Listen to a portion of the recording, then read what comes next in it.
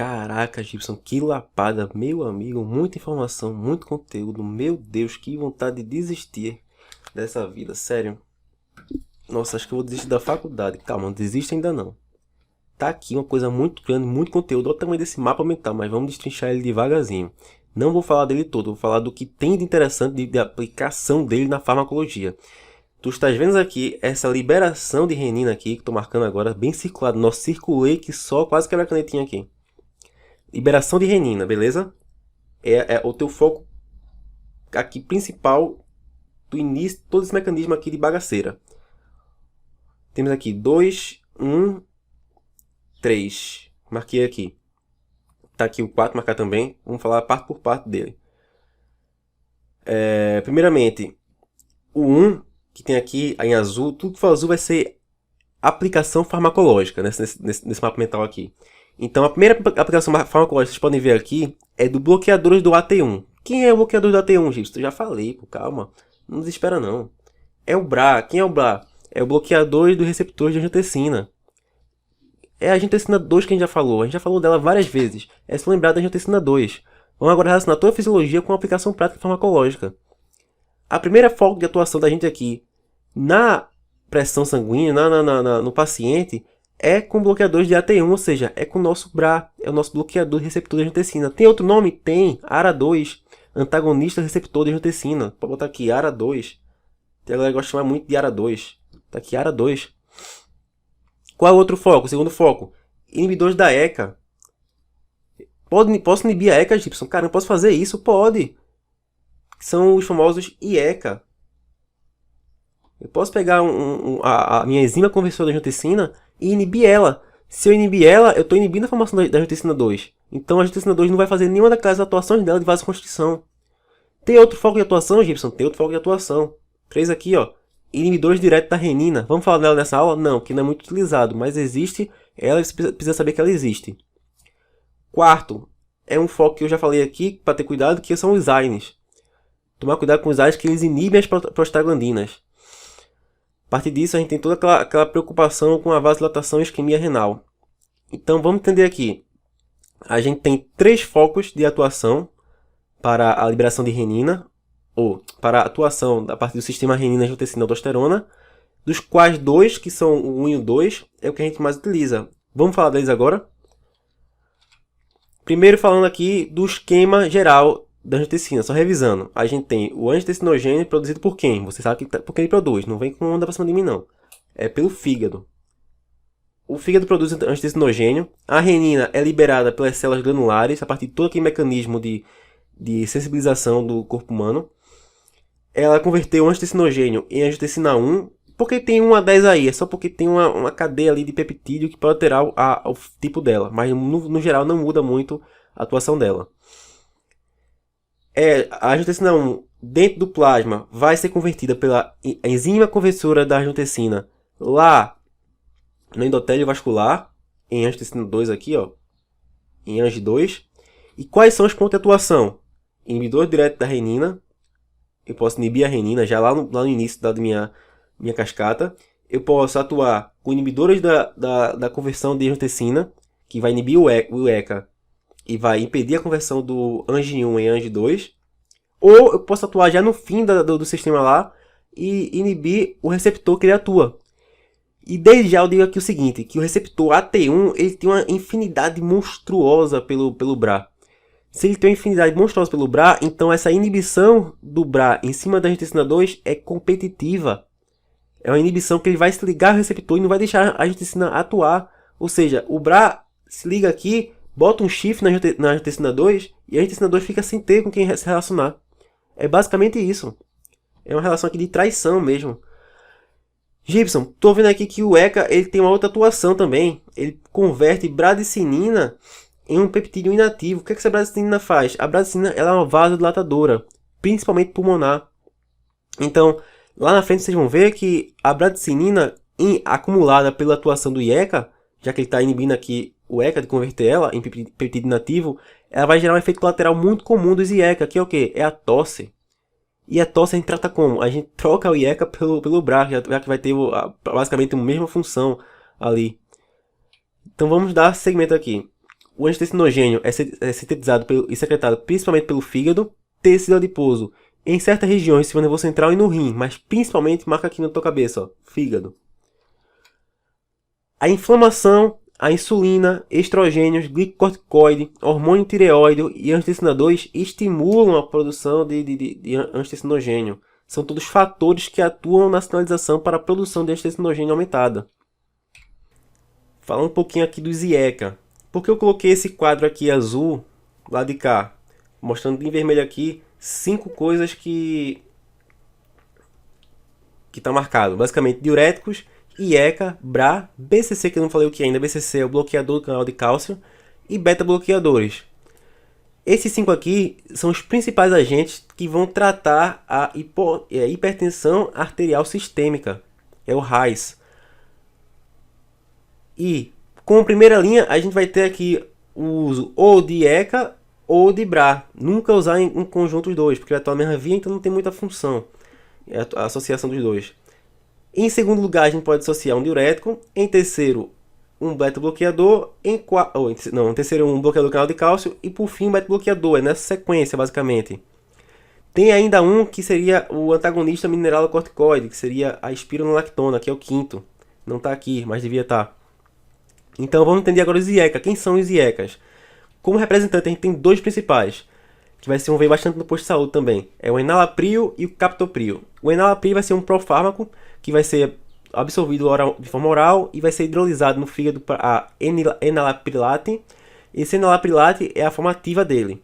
E o segundo fármaco é o captopril. Ele foi o primeiro inibidor da ECA produzido. E ele deve ser tomado 1 hora antes das refeições, diferente do enalapril. Por quê? Porque se eu tomar captopril junto com a comida, ele tem uma biodisponibilidade reduzida, ou seja, eu absorvo menos captopril, que sofre interferência da alimentação. Entretanto, o enalapril não sofre essa interferência. Os dois vão ter a boa parte da sua depuração via renal, ou seja, eu vou excretar ele por via renal. Os efeitos dele principais, galera, tem até a questão do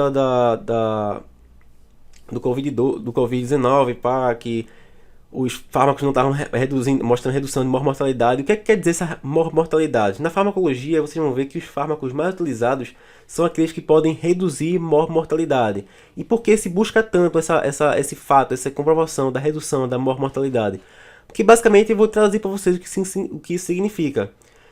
Reduzir mortalidade significa reduzir morbidade, ou seja, doenças associadas a essa doença de base, e reduzir mortalidade tanto das doenças associadas quanto principalmente da doença de base principal. É isso. Esse fármaco IECA, ele tem essa comprovação científica já da redução da mortalidade. Segundo, ele possui efeito pleiotrópico. O que é efeito pleiotrópico? Que palavrão da molesta é esse? Tá me chamando de trouxa, é? Tá me xingando aí com esse efeito pleiotrópico? O que é isso aí? Basicamente está dizendo o seguinte: efeito pleiotrópico é que ele vai ter uma atuação na expressão genética de alguns fatores. Ou seja, eu vou tomar o IECA, ele vai alterar a minha expressão genética, seja produção de proteínas, o que for, que vai alterar a minha formação, a morfologia do meu órgão lá. Traduzindo, o que significa? Que se eu tomar IECA, eu posso ter regressão da minha doença renal. Eu posso ter alguma regressão, a depender do estágio também que esteja lá. Eu posso ter alteração desses fatores, entenderam? Basicamente é isso. Qual é a indicação do IECA? Tratamento de doença cardiovascular e hipertensão arterial sistêmica. Basicamente é isso. Efeitos adversos, como eu falei a vocês, tosse e por vezes, dependendo da intensidade, pode causar hipotensão. Contraindicação absoluta, gravidez. Por quê? É teratogênico. Para quem não sabe o que é teratogênico, vai causar alguma alteração morfológica no feto. E também pode causar hipotensão fetal, levando o quê? A óbito. Mas por que tem também mulheres em idade fértil, Gibson? Porque tu nunca sabe quando a mulher pode estar grávida ou não. Às vezes nem ela mesma sabe. Vai demorar a aparecer alguns sintomas. Então, se por via das dúvidas ela pode aparecer no teu consultório com 1, 2, 3 semanas de gravidez e sem algum sintoma ainda, sem alguma suspeita disso, tu vai passar um medicamento teratogênico que vai levar complicações para ela e vai feder para tu, vai azedar para tu. Então, basicamente é isso. É contraindicado em mulheres em idade fértil. Lembre-se bem disso. Farmacologia aplicada, BRA. Esqueci de trocar o nome, tá IECA aqui, mas não é IECA, é BRA. São os bloqueadores dos receptores de angiotensina. Quem são nossos BRA? Basicamente, a losartana. Lá no consultório você vai chegar o vozinho lá tomando esse composto aqui, ó. Losartana, muitas vezes associado já no mesmo medicamento ou não, pode ser tomado separadamente. Losartana potássica com hidroclorotiazida. O clorotiazida eu falo mais na frente, é um diurético. O que o BRA faz? Ele vai atuar no receptor AT1 e além de atuar bloqueando o receptor AT1, ele vai atuar atenuando a agregação plaquetária, ou seja, vai tentar impedir um pouco a agregação plaquetária e a formação de trombos, que vai poder levar a infartos e tudo mais. Lembrar também que os bloqueadores de receptores de angiotensina 2 ligam-se ao receptor AT1 com alta afinidade, ou seja, o AT1 bota um corno legal no Angi 2 quando vê o BRA lá na parada. Como os IECAs também, eles sofrem boa parte de depuração via renal, mas também uma pequena parte hepática. Novamente, eles reduzem a mortalidade. E a indicação é a mesma, tratamento de doença cardiovascular e hipertensão arterial sistêmica. Efeitos adversos raros. Esse aqui é o principal fator positivo do BRA. Ele possui efeitos adversos raros. E a contraindicação é a mesma. Basicamente a mesma. Vamos agora dar uma palhinha um pouco sobre balanço de água para poder entrar na discussão de farmacologia aplicada aos diuréticos. A gente tem que entender que durante o dia a gente tem perdas de água, bem como ganhos de água. Vamos analisar um a um. Qual é o nosso ganho? A partir da ingestão, ou seja, água contida em alimentos como carne, frutas, verduras, a gente come elas e absorve água. A gente pode ter água produzida pela oxidação de carboidratos, proteínas e gorduras. E a perda pode ser, por exemplo, durante o exercício físico. Se houver um exercício físico intenso, com sei lá, bastante suor e tudo mais, a gente pode chegar a perder 1,5 litro de água por hora de exercício físico. Perda urinária. Durante o dia a gente pode chegar a excretar cerca de 500 ml de água por dia. E pelas fezes, mais ou menos 100 a 200 ml por dia, na composição das fezes. E como o organismo responde a essa queda da osmolaridade plasmática, pela queda da água, aumento da água? Eu já mostrei a vocês isso, é só uma revisãozinha. Lembrar que a osmolaridade plasmática normal varia de 286 a 294 miliosmols. E a partir disso, o corpo vai aumentar a ingesta de água, vai estimular o centro da sede, ou vai aumentar a diurese e tudo mais. Como eu falei também, como ocorre e como responde ao aumento da osmolaridade plasmática. Dessa forma, houve a queda, vai haver estímulos dos centros que estimulem a diminuição do volume de água. Ou seja, caiu a osmolaridade, eu estou com a osmolaridade baixa, estou com pouco volume vascular. Pouco volume vascular vai levar o quê? Aumenta a excreção de líquido. A osmolaridade plasmática está muito alta, está muito concentrado no meu volume vascular. Então, age o quê? Centro da sede, ingesta de água, tudo isso. E aqui está uma figurinha resumindo bastante isso. Ganho de água de um lado. Deixa eu apagar tudo aqui de novo. Essa figurinha eu tirei do Silvertol. Silvertol é muito didático quanto a isso. Ganho de água de um lado. Opa. Tá aqui o ganho de água de um lado e a perda de água do outro. A gente pode dividir também em perda sensível e insensível, ou seja, aquela perda notável e calculável ou aquela perda não calculável. De ganho de água a gente pode ingerir cerca de 2,2 litros em comidas e bebidas, e pelo metabolismo a gente pode ganhar a partir de 0,3 litros por dia, com uma oxidação, que eu falei agora há pouco. Totalizando aqui 2,5 litros. Ou a gente pode perder a partir da pele, pulmão, urina, fezes, tudo isso que a gente ingeriu. Perceba aqui basicamente que eu comentei a perda urinária por dia de 500 ml. Porém, aqui nessa figura já traz aqui perda de 1,5 litro. Onde é que vê esse 1,5 litro de água, gente? Que diferença da poxa é essa? É porque esse paciente aqui a gente está supondo que ele comeu e bebeu muito durante o dia. E quem compensa esse excesso de líquido no corpo é a urina, é o rim que compensa isso. E aqui as fezes com 100 ml sendo excretado por dia. Ou seja, há um balanço aqui, gerando um resultante de zero. Falando um pouquinho dos diuréticos, aqui eu trouxe esse quadro enorme. Desculpa. Que vai trazer os efeitos hemodinâmicos, excretórios e renais dos diuréticos. Basicamente eu vou falar aqui os tipos de diuréticos que existem, que são os inibidores da anidrase carbônica, que é uma enzima, diuréticos osmóticos, inibidores do simporte NKCC, que é esse simporte de sódio, potássio e 2-cloro, Inibidores do simporte sódio, cloro. Inibidores do canais epiteliais, que não se fala muito. E os antagonistas mineralocorticoides, que é os antagonistas da aldosterona, ou seja, a espironolactona. Vamos falar primeiramente dos inibidores da andrase carbônica. Quem são eles? A acetazolamida.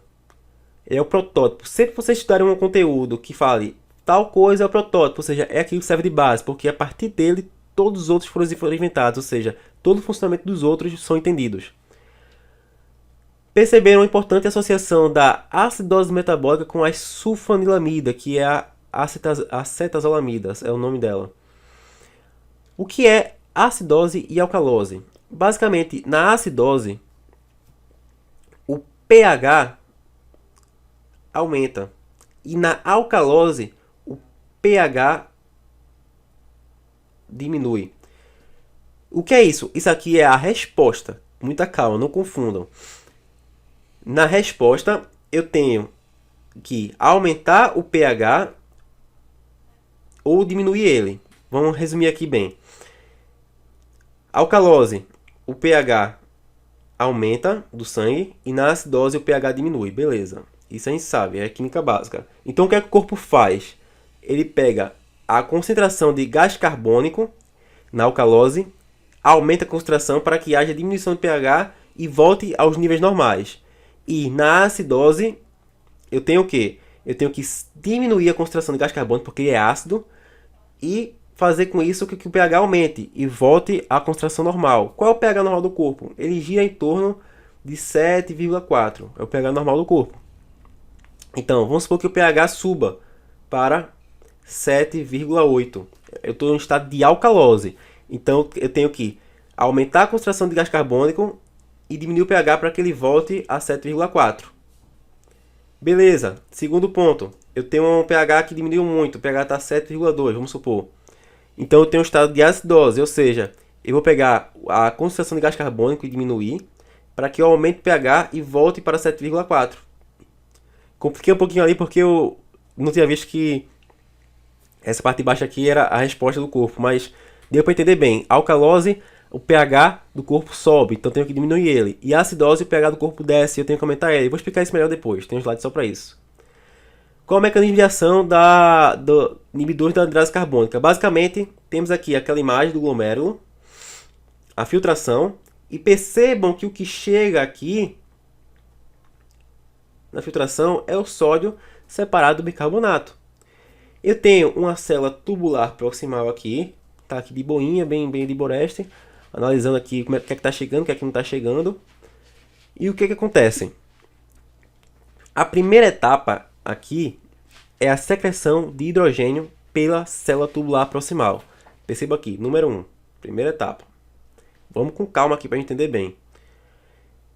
O hidrogênio no filtrado vai se combinar com o HCO3, não é bicarbonato, é o ácido carbônico, né? HCO3 filtrado, formando gás carbônico e água. Olha aqui na etapa 2, ó. O ácido carbônico junto com o filtrado, né, mais o hidrogênio, vai formar água e gás carbônico. A terceira etapa, o CO2 formado, ele é lipofílico, ou seja, ele vai se difundir para dentro da célula de forma simples, vai passar pela membrana celular. Ele não vai ser transportador nem nada. Tá vendo que esse CO2 e água aqui, tá aqui, ele se repete aqui. Então vou resumir para tu logo.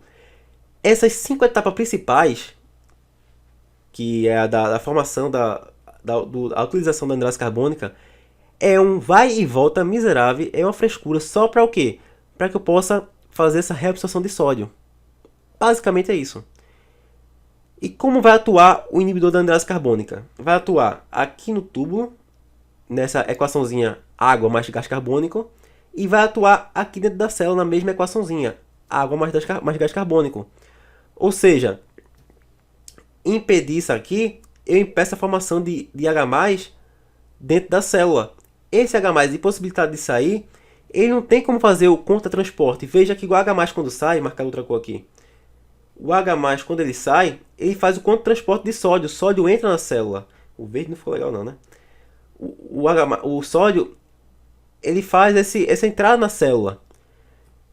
difunde-se através da célula e sai com transporte ali também, pelo simporte ali com ácido carbônico e entra no meu capilar peritubular aqui, ó. Se eu não tenho a anidrase carbônica fazendo esse esquema aqui, vou apagar tudo de novo.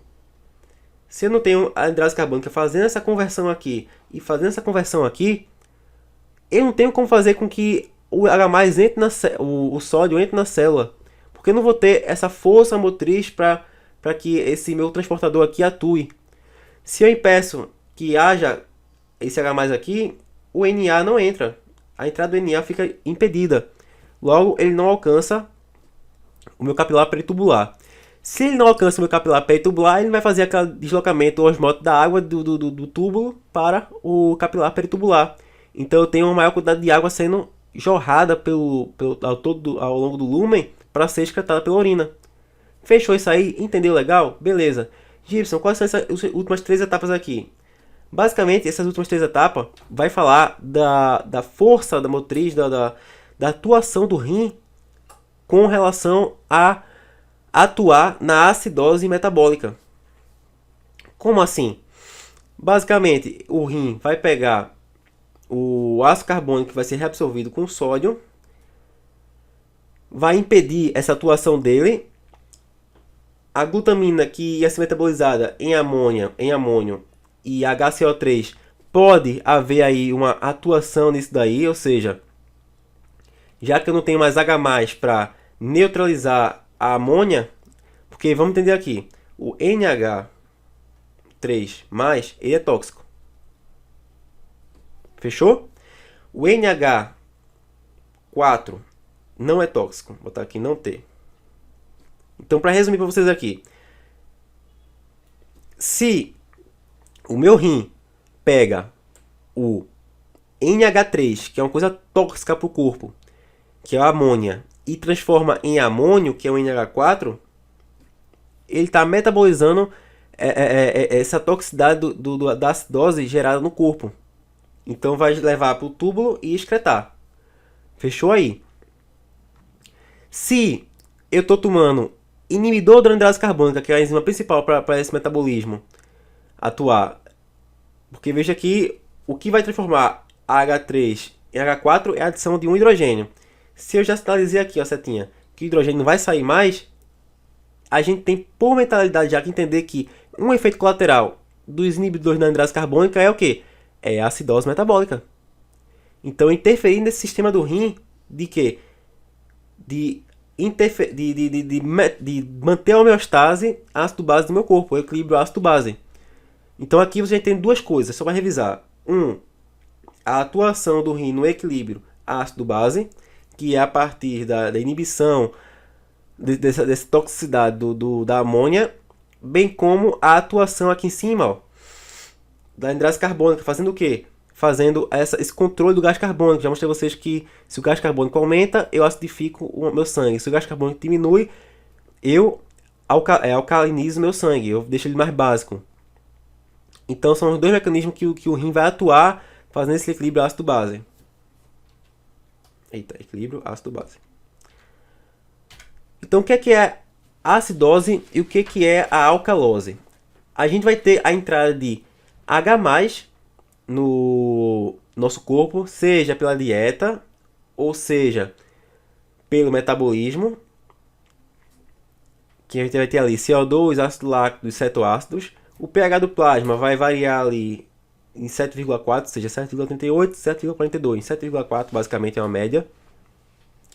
Vamos ter os tampões atuando, aquele sistema tampão que impede que haja mudança brusca no pH. E por fim, 2 órgãos principais vão fazer essa regulação. Primeiro pela ventilação, que vai ser o pulmão, e segundo pelos rins, com a secreção de H+. Liberação também de amônio e tudo mais. Entendido isso, a gente vem aqui para essa tabelinha aqui que eu trouxe do Silverthorne também. O que essa tabela quer dizer? Basicamente, se eu tenho uma acidose, eu vou tentar compensar ela por mecanismos respiratórios e mecanismos metabólicos. Lembrando, respiratório vai ser pela ventilação, pulmão. Basicamente, o que é que eu vou fazer? Aumentei a acidez do sangue. Eu estou com o sangue muito ácido. o primeiro órgão que vai atuar é o pulmão. O que é que eu faço? Hiperventilo. Eu fico assim, ó. Como é que eu fico assim? Lembra quando você corre, quando você faz um pique, tá jogando bola, tá jogando vôlei, alguma coisa que tem um estímulo muito grande de metabólico ali, e você aumenta a acidez do sangue. E o que é que o pulmão faz? Ele libera o gás carbônico pela ventilação, pela respiração. Liberando esse gás carbônico, o que é que eu faço? Eu trago de volta o sangue para um estado básico. Esse é o primeiro mecanismo. O segundo seria o metabólico, a partir daqueles que eu mostrei ali atrás, já no slide anterior. Isso serve para os dois, tanto para a acidose quanto para a alcalose. Eu vou ter sempre essa contra-regulação, tentando manter a homeostase. É basicamente isso. E lá no final, nas células intercaladas, a gente vai ter essa secreção também interessante de H+. Perceba aqui, na acidose, a gente aumenta a secreção de H+, para poder liberar esse estado ácido do sangue, enquanto que na alcalose a gente vai tentar a reter o H+. Não vou tentar falar bem desse mecanismo porque vai ficar uma aula longa, uma aula muito, muito chata, muito cheia de detalhes. Estou aqui só abrindo um parêntese desse mecanismo do rim para vocês não ficarem muito perdidos nas funções renais. Lembre aqui que tem um asterisco aqui, ó. Estes valores são diferentes dos esperados segundo a ação da lei das massas. O que é a lei das massas? Para você, quando for estudar e ter uma noção melhor, a lei das massas é uma compensação que o corpo vai fazer. Ou seja, basicamente, estou em acidose, o corpo vai tentar compensar aquilo de uma forma muito rápida. A partir de quem? Meu pulmão. Eu passo a respirar mais rápido. Então, compensa muito rápido essa alteração. Agora, claro, se for uma alteração muito intensa, eu vou ter o pulmão tentando compensar, ele não vai conseguir compensar, eu vou precisar de mecanismos renais que são mais lentos, mas que vão tentar compensar isso depois. Tudo isso para quê? Para que eu tenha toda essa regulação, para que o pH sempre se mantenha em faixas interessantes, 7,38 a 7,42. Voltando aqui para o nosso inibidor da acidose carbônica, a gente vai entender que o principal efeito adverso dele vai ser sonolências e parestesias.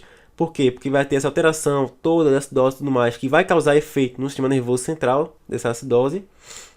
Temos piora da encefalopatia, porque o rim não está mais conseguindo concentrar a amônia em amônio, que é menos tóxico, e a amônia lá no nosso sistema nervoso central, ou seja, o NH3 do nosso sistema nervoso central, ele vai lascar tudo lá, vai sair destruindo boa parte do nosso sistema nervoso central. E quais são algumas limitações? O inibidor da anidase carbônica, ele não bloqueia o sistema de balanço túbulo-glomerular, ou seja, eu vou ter aquela sensibilização lá do rim na nossa mácula densa, ou seja, posteriormente eu vou ter uma diminuição, ou seja, eu vou tolerar essa inibição da anidase carbônica e a partir disso eu vou voltar a ter níveis desregulados de líquido. Por quê? Porque o próprio rim vai querer manter a homeostase contra esse inibidor da anidase carbônica. Então a minha doença de base que eu estava tentando tratar, ele fica no lixo. Por quê? Porque eu não vou conseguir ter o efeito que eu quero, porque o rim está atuando contra o meu próprio fármaco, entendeu? E a principal indicação dele, acabou que não é muito renal, é basicamente no glaucoma de ângulo aberto. Por quê? Porque ele reduz a pressão intraocular do glaucoma, porque ele vai diminuir a formação de humor aquoso. Então, essa diminuição da formação de humor aquoso, ele faz com que a pressão alta que é provocada pelo glaucoma seja suprimida. Partindo agora da primeira classe de diuréticos, que foi o inibidor da anidase carbônica, vamos agora para a segunda classe de diuréticos, que são os diuréticos osmóticos. Os diuréticos osmóticos, basicamente, eles trabalham em cima da osmolaridade do túbulo renal, ou seja, ele vai querer concentrar o túbulo renal para que a água saia de todos os cantos possíveis, para querer diluir lá e sair pela urina. E quem são eles? São substâncias pouco reabsorvidas, claro, se for reabsorvida, a gente já quebra todo o sistema deles aí de osmose. E são a glicerina, o manitol, a isosorbida e a ureia. Qual é o mecanismo de ação? Os diuréticos osmóticos atuam no tubo proximal e na alça de Henle principalmente. E também é provável que os diuréticos osmóticos atuem através do efeito osmótico nos túbulos e reduzem a tonicidade medular. Perigo. O que é que tem de efeito aqui? Se eu vou dar isso para uma pessoa que tem insuficiência cardíaca congestiva, eu vou ter um problema muito grande. Qual é a situação aqui? Esse diurético osmótico, eu vou tomar ele por via oral. E o que é que vai acontecer? Tomei ele, aumentei a osmolaridade do meu sangue. Esse sangue vai um pouquinho aumentar o volume vascular antes de poder promover o efeito dele, que é o que? Aumentar o volume no rim e aumentar o volume de urina jogando fora o líquido. Então, aumentei meu volume vascular. O cara que está com insuficiência cardíaca congestiva, ou seja, o coração dele já não está batendo tão bem, não está suportando aquele volume alto, e eu aumento o volume, eu vou piorar ele. Bem como o cara que está com o pulmão congesto, se eu aumentar qualquer quantidade de volume ali, eu vou congestionar mais esse pulmão, eu vou gerar consequências terríveis para ele. Para você entender aqui, eu trouxe uma imagem, basicamente o seguinte: eu tô com o líquido, o meu vaso aqui, ó, cheio de líquido chegando, muito líquido mesmo. Eu tomei o diurético osmótico, ele vai chegar aqui via cava inferior, beleza? E vou aumentar a quantidade de líquido em todos os meus vasos antes de chegar no rim e fazer o efeito que eu quero dele. Se eu aumento isso, meu pulmão já não estava batendo tão bem, ele começa a bater mal, mais mal ainda no caso. Piora a função cardiovascular. E o meu coração, né, que está batendo, e o meu pulmão vai começar a acumular mais líquido, vai gerar um edema pulmonar aqui pior. Isso vai alterar e vai piorar a minha hematose. O que é a hematose? A hematose é a troca gasosa que ocorre nos pulmões. Então minha hematose fica prejudicada. Eu vou lascar minha hematose, então gera uma consequência pior. Então, tendo um cara com insuficiência cardíaca congestiva, tendo um cara com pulmão congesto, eu não posso dar o diurético osmótico, porque eu tenho que lembrar que antes da função dele de ir lá atuar nos rins, ele vai atuar no meu sistema vascular naturalmente. Por fim, tem alguns outros efeitos adversos, que seria cefaleia, náuseas, vômitos e cefalopatia hepática. A indicação dela acaba sendo também restrita não à atuação no doença cardiovascular em si, mas na síndrome do desequilíbrio da diálise. Por quê? Quando o cara está lá dialisando, o que é que acontece?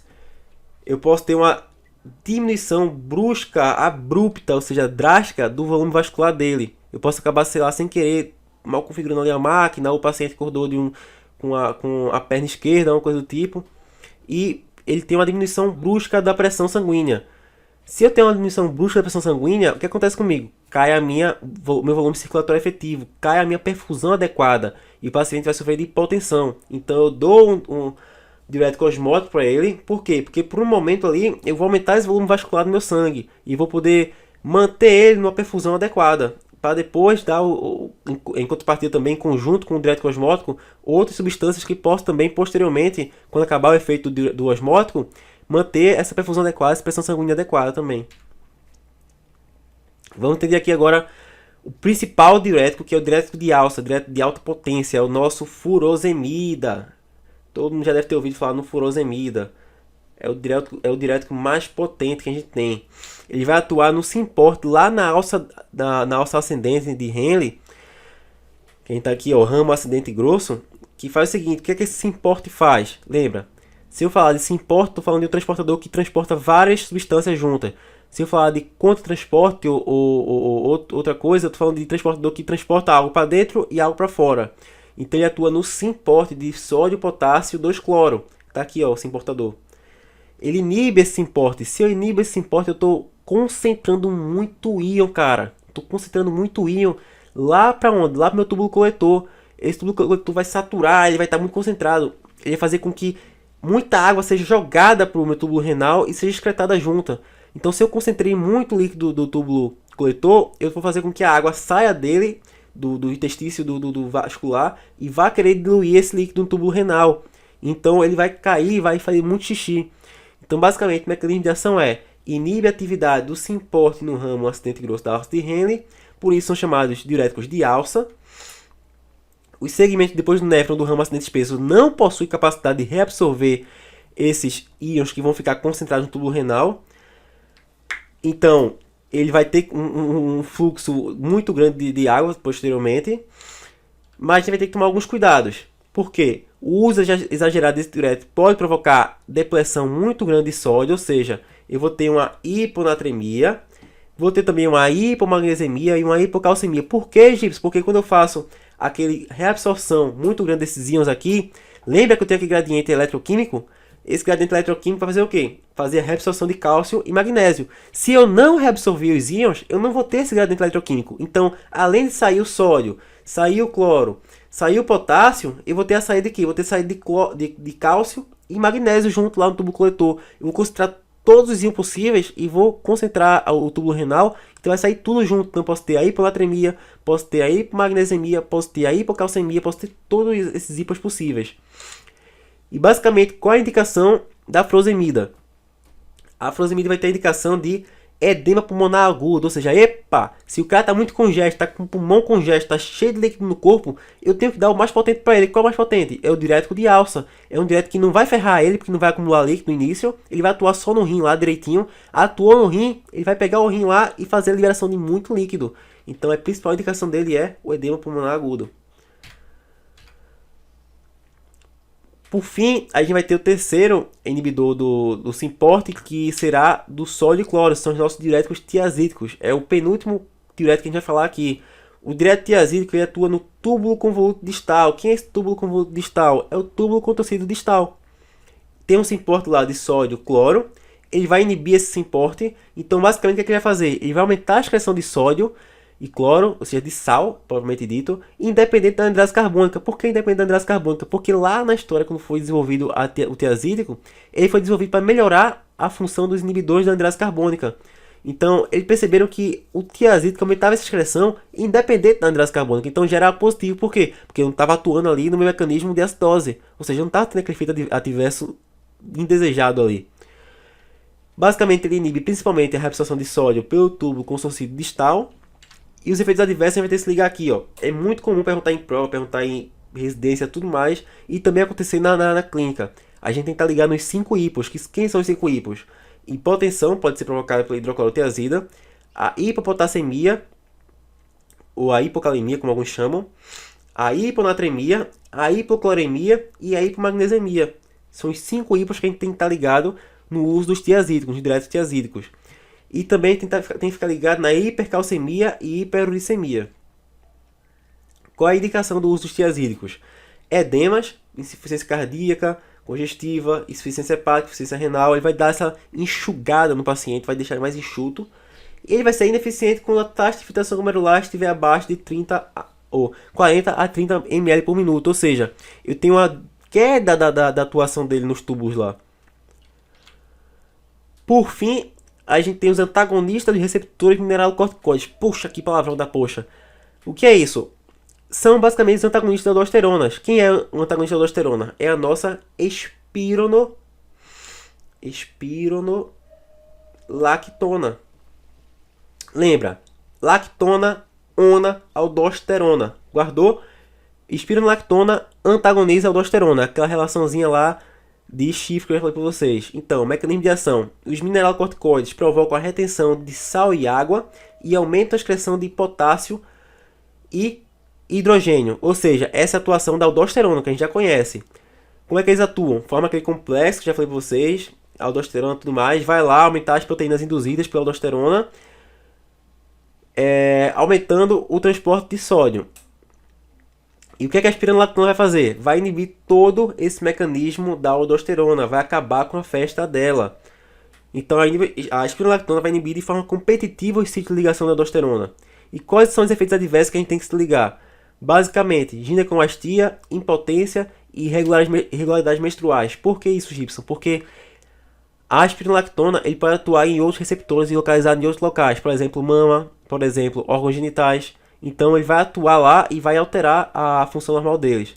E pode também causar uma hiperpotassemia. Por que causar hiperpotassemia? Se a função natural da aldosterona é trocar potássio por sódio e eu inibo isso, eu passo a acumular potássio. Ou seja, eu pego aqui meu antagonista da aldosterona, minha espironolactona, e faço acumular o potássio que estava aqui já, porque não vai haver essa troca normal mais.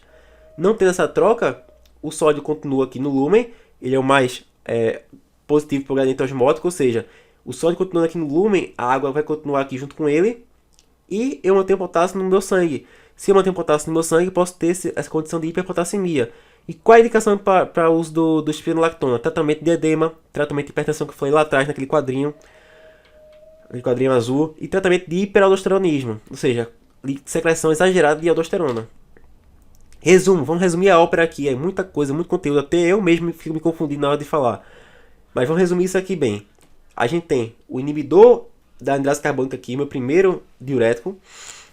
que vai atuar lá na hidrase carbônica, fazendo com que não haja secreção de hidrogênio, fazendo com que não haja o simporte, antiporte no caso, né? O antiporte aqui, sódio e hidrogênio.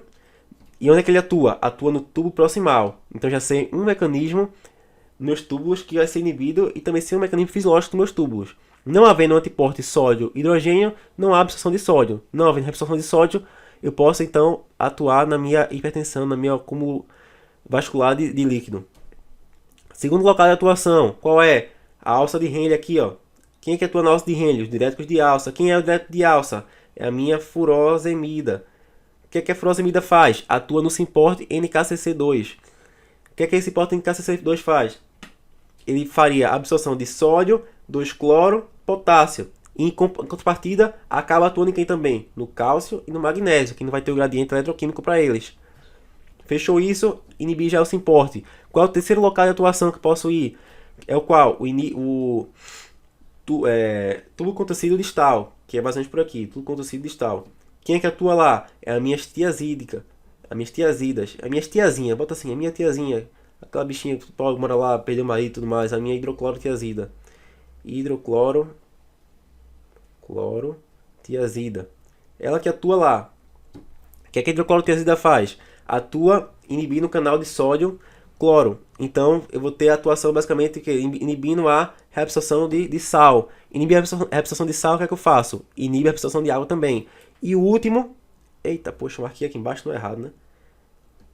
Vocês aí já devem estar estranhando. Oxe, tá falando de tiazida aqui e tiazida ali em cima. A tiazida aqui, ó. Inibe o simporte sódio cloro. Tiazida, desculpa, galera.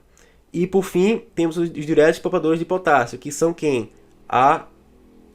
O diurético que atua inibindo a aldosterona, que são quem? A espironolactona. E a espironolactona faz o quê? Inibe o canal de sódio. Agora sim, inibe o canal de sódio. O tiazídico inibe o canal de sódio cloro. O espironolactona inibe o canal de sódio. Inibir esse canal de sódio, eu tenho uma manutenção do sódio aqui no túbulo do renal, com excreção de água e sódio, e tenho a poupando aqui, ou seja, guardando o meu potássio. Se eu guardei o potássio, eu estou podendo gerar risco de hiperpotassemia. Porém, eu estou fazendo o que eu quero aqui, que é basicamente diminuir a quantidade de volume vascular de líquido no meu sangue do paciente.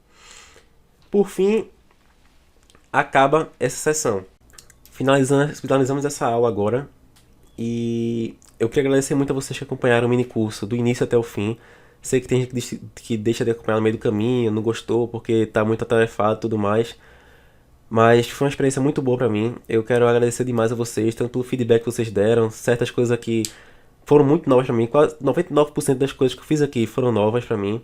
E a ajuda de vocês, a motivação que vocês dão por dar a resposta de vocês nos formulários e explicar o que é que tá ruim, o que é que tá bom, foi muito boa. Tentei trazer uma aula de forma diferente, bem misturada mesmo, foi bem misturado, confuso, eu sei disso, mas é o que rim é. Rim é assim, é como eu digo, é rim, mas é bom, porque você se acostuma com o rim depois que tem muito contato, muita prática com o rim. Mas eu espero ter ajudado bastante, e se vocês puderem ler e complementar o estudo de vocês, lendo um livro de fisiologia de cabo a rabo mesmo, bem detalhado, com calma, paciência, vocês vão perceber que vai ficar mais simples de entender, desde aquela explicação que eu dei de todos os mecanismos tubulares que acontecem, os gradientes, tudo mais, vai ficar bem mais simples de entender, vai dar uma luz no fim do túnel para vocês não ficarem se travando na leitura dos livros, que são bem ruins, eu admito, a didática muitas vezes é zero dos livros. E por fim é isso, eu quero agradecer a vocês e pedir que vocês curtam, compartilhem, mostrem para quem se interessa por essa área também, estudantes de saúde e tudo mais. E agradecer muito por essa experiência que foi satisfatória e bem legal. Essa aula vai ser a última. Seriam 2 aulas, mas preferi juntar as 2 aulas em uma só, porque ficaria muito ruim ficar dando esse conteúdo repartido, ficar repetindo a mesma coisa 1000 vezes. Aqui nessa própria aula mesmo já ficou um pouco repetitivo. Então, essa visão holística, tem que ter essa visão de todo, visão todo o organismo do paciente. O paciente não é pedaço, o paciente é um todo. Então é isso que eu quero deixar aqui para vocês e agradecer bastante por todo esse apoio que vocês deram e a atenção de vocês. Muito obrigado por tudo e até a próxima.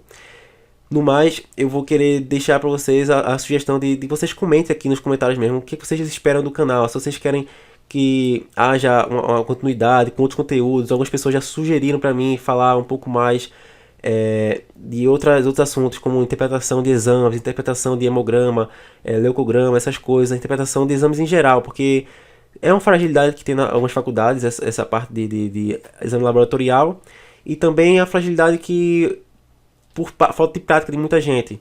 Então, se vocês quiserem ver os conteúdos além desse, comenta aqui também, deixa aqui embaixo nos comentários e fortalece aqui a ideia do canal. Muito obrigado por tudo e até a próxima, galera.